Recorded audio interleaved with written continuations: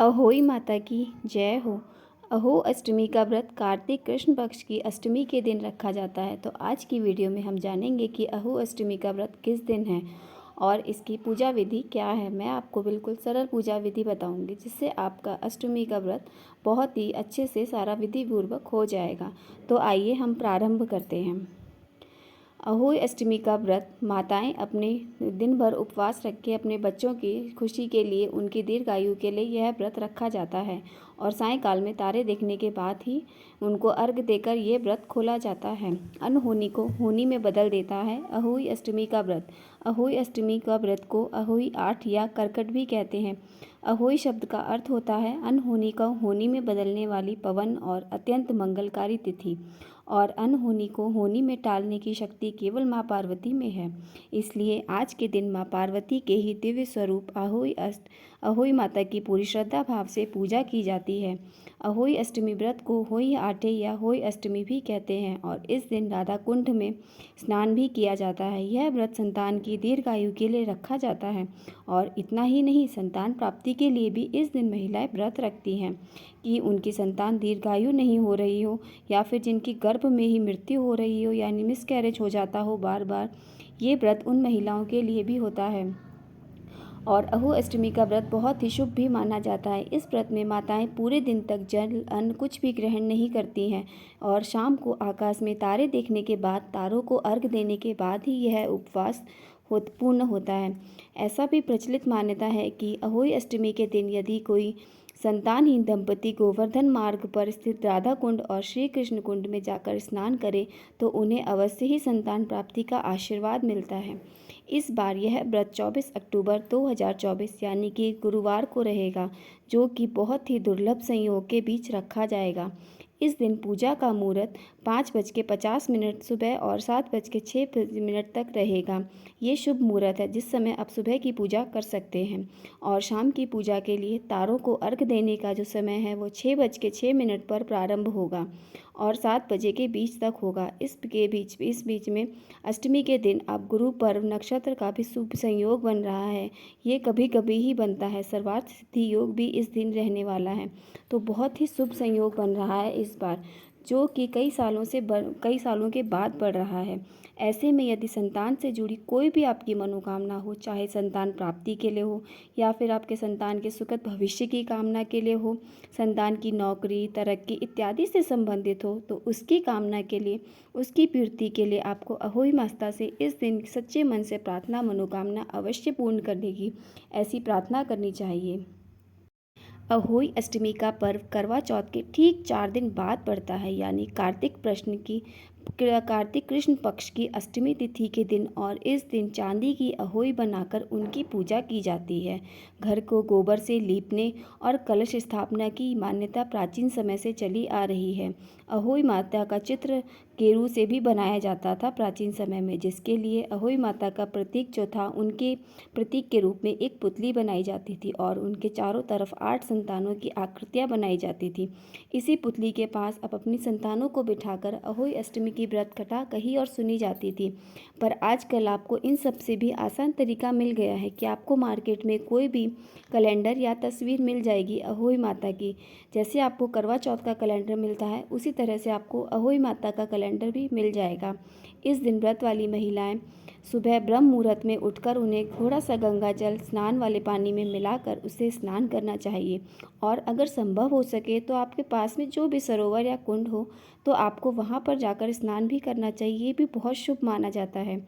और उसके बाद हमें साफ और स्वच्छ वस्त्र धारण करने चाहिए और हाथों में थोड़ा सा जल लेकर व्रत का संकल्प करना चाहिए। कोई भी व्रत अगर आप करते हैं तो उसका संकल्प हमें सुबह सुबह जरूर लेना चाहिए और उसका बहुत ही पुण्य फल मिलता है। इसके बाद आपको अहोई माता की तस्वीर पूजा घर की चौकी पर स्थापित करनी है। आपको एक चौकी लेनी है, उस पर लाल वस्त्र बिछाना है और उस पर माता की मूर्ति स्थापित करनी है, या फिर आप उनका कैलेंडर भी रख सकते हैं। और हर बार कोई भी पूजा करने के लिए सर्वप्रथम हम गणेश भगवान का पूजन करते हैं, तो आपको गणेश भगवान जी की मूर्ति या उनकी कोई सी भी फ़ोटो अगर आपके पास है तो आपको वहाँ पे विराजमान करनी है। और उसके बाद आपको अहोई माता की वहाँ पे मूर्ति रखनी है और उनकी भी पूजा करनी है। और आपके पास जो भी चांदी की अहोई हैं तो उसे आप भी ज़रूर चौकी पर रखें। कुछ जगह करवा चौथ के व्रत के दिन जिस करवे में जल भर कर रखा गया था उसे अहोई अष्टमी के दिन तक पूजा करने के लिए पूजा करने के बाद विसर्जित किया जाता है। मतलब वो करवा चौथ वाले दिन वो करवा वहाँ रख देते हैं और अहोई अष्टमी वाले दिन भी उसी से पूजा करते हैं, उसे तब तक वहाँ से नहीं हिलाते हैं, उसी चौकी को उसी पे वो करवा करते हैं और उसी के बाद फिर वो अहोई अष्टमी की पूजा भी करते हैं। और उसके बाद करवे को आप जल सहित चौकी पर स्थापित करें। और यदि आपके पास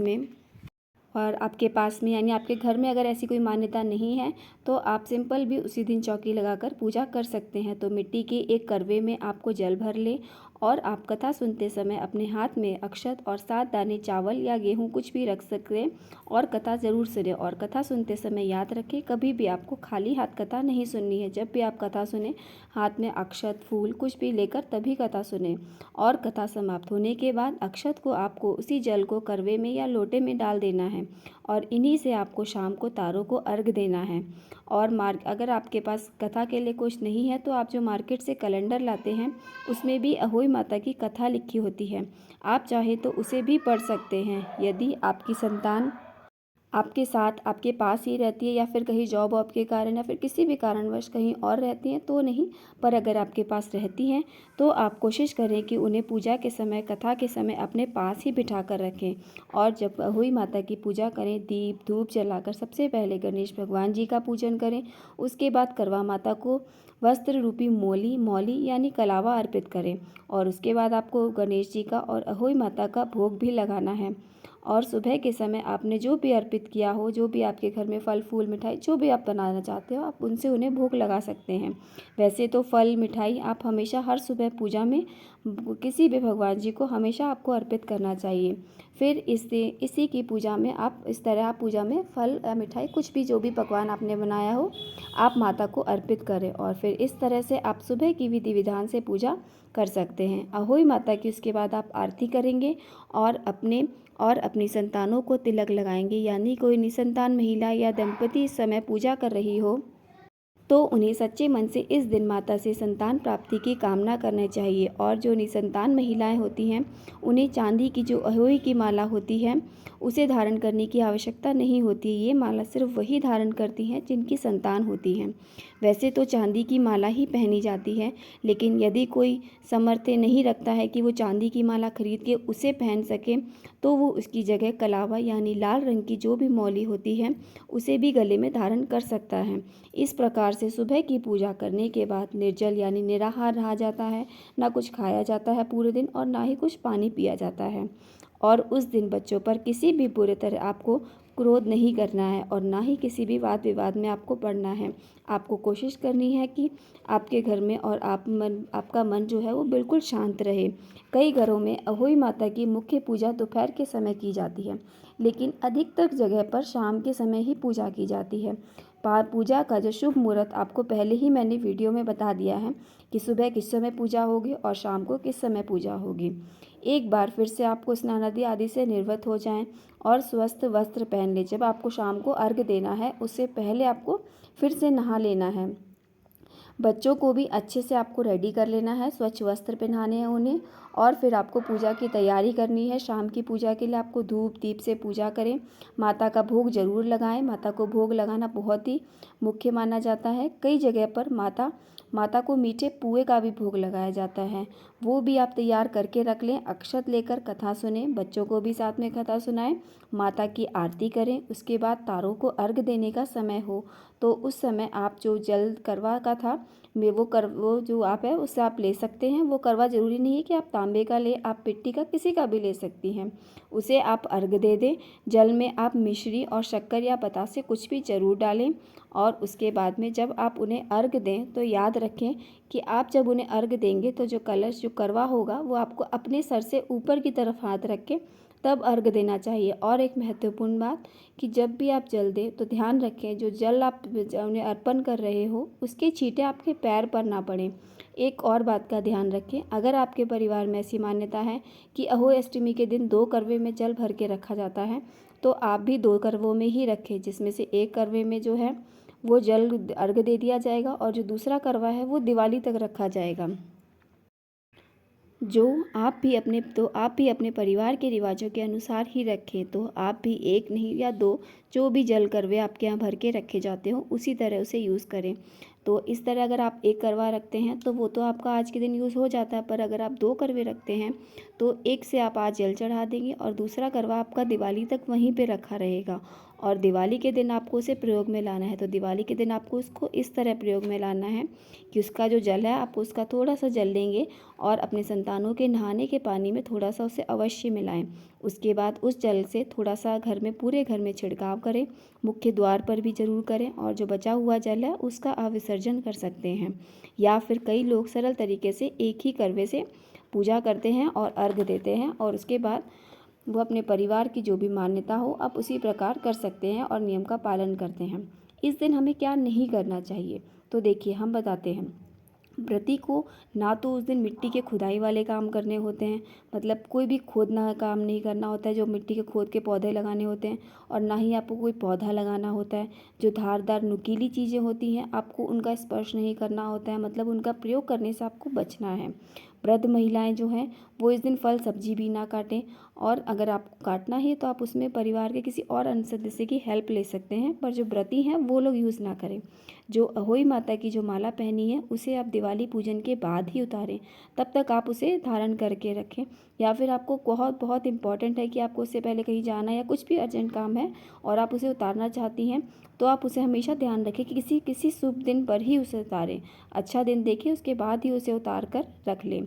जिस तरह करवा चौथ पर आप सासू माँ को बायना निकालती हैं, उसी तरह अहोई अष्टमी को भी आपको उनको आपको निकालना होता है, जिसमें आपको सास को वस्त्र, फल, मिठाई, दक्षिणा आदि रखकर उन्हें भेंट स्वरूप देना होता है और उनका आशीर्वाद लेना होता है। आपका जितना सामर्थ्य हो आप उसी अनुसार आप उन्हें दे सकती हैं। बच्चों को घर में भी बोलना है कि वो सभी के बड़ों का आशीर्वाद लें, ताकि सबका आशीर्वाद उन्हें अच्छे से मिल सके। अहोई माता की जो माला है वो दीपावली पर उतारने के बाद आपको सुरक्षित रखनी है, ताकि अगली साल आप उसे फिर से मिले तो वो आपको आसानी से मिल जाए।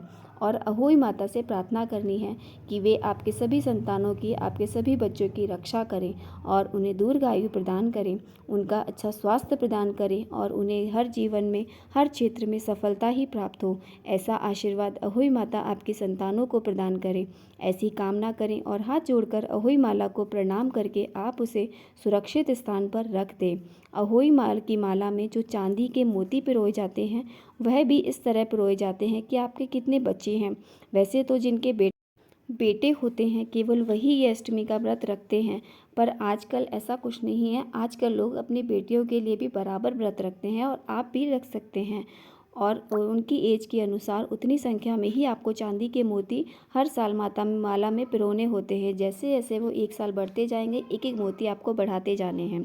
आपके जैसे 2 बेटे हैं तो बेटे के नाम से एक एक माला का मोती आपको पिरोना है, यानी आप मार्केट से खरीद कर उसे चांदी का ला सकते हैं और उसे मोती में पिरो सकते हैं। वह जो माला है वह बड़ी होती जाएगी। हर साल आपको इस तरह से व्रत रखना होता है और इसी तरह से पूजा विधि संपन्न करनी होती है। वैसे बहुत से लोग जो बेटियों के लिए भी अहोई अष्टमी का व्रत रखने लगे हैं, तो आपके जितनी संतान हो आप उतनी मोती खरीद कर लाएं और उतनी माला में पिरो दें। ऐसा करना वैसे बहुत ज़्यादा ज़रूरी तो नहीं होता कि आप चांदी के मोती ही उसमें डालें, लेकिन ऐसा करना एक नियम, एक परंपरा ही मानी जाती है। जिसको हर साल नया मोती खरीदने की ना हो तो वह केवल 1-2 मोती से ही भी पूजा कर सकता है। इस दिन सुने जाने वाली कथा भी आपको हमारे चैनल पर सुनाई जाएगी, इसलिए आप सबसे अनुरोध है कि इस दिन की कथा भी आप ज़रूर सुनिए। यह जानकारी आपको अगर अच्छी लगी हो तो वीडियो को लाइक और चैनल को सब्सक्राइब ज़रूर करें। जय हो अहोई माता की।